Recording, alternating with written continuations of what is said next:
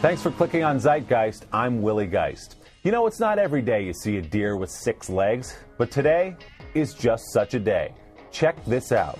It's a 6-legged fawn rescued in northwest Georgia after it had been attacked by a couple of dogs.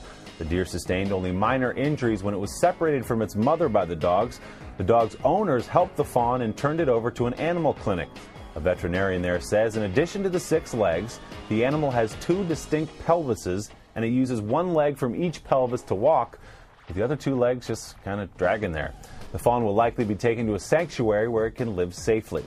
Now, that little deer is the second most puzzling 6-legged phenomenon in the world right now, a distant second to the Jonas Brothers. Just don't get that one. In other animal news, a chimp tried to escape from a Japanese zoo yesterday, and he put up a nice little scrap before he was finally captured. The chimp named Ichiro slipped out of his enclosure and set up shop on the roof of a building at the zoo in western Japan.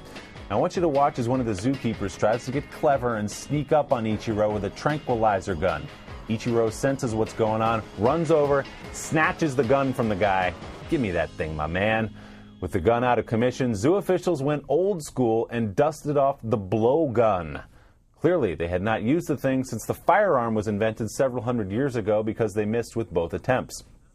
Ultimately, Ichiro was lured back home with, you guessed it, bananas. Come on, Ichiro, don't play the stereotype. Now, just so there's no confusion, Ichiro the Japanese chimpanzee tried to escape from the zoo. Ichiro the Japanese ball player, he's doing great, hitting .302 for the Seattle Mariners, and he just played in his 8th All-Star game. Good player, Ichiro. Finally, we recognize a man who's made history in the state of Rhode Island. We're not celebrating, just recognizing. He apparently did enough celebrating for all of us. State police say this man, the one on the left, recorded the highest blood alcohol content in the history of Rhode Island. The 34-year-old drove his car into a sign alongside Interstate 95 in Providence the other night. When the cops arrived and gave him a breathalyzer test, he registered an astonishing .491, 6 times the legal limit of .08.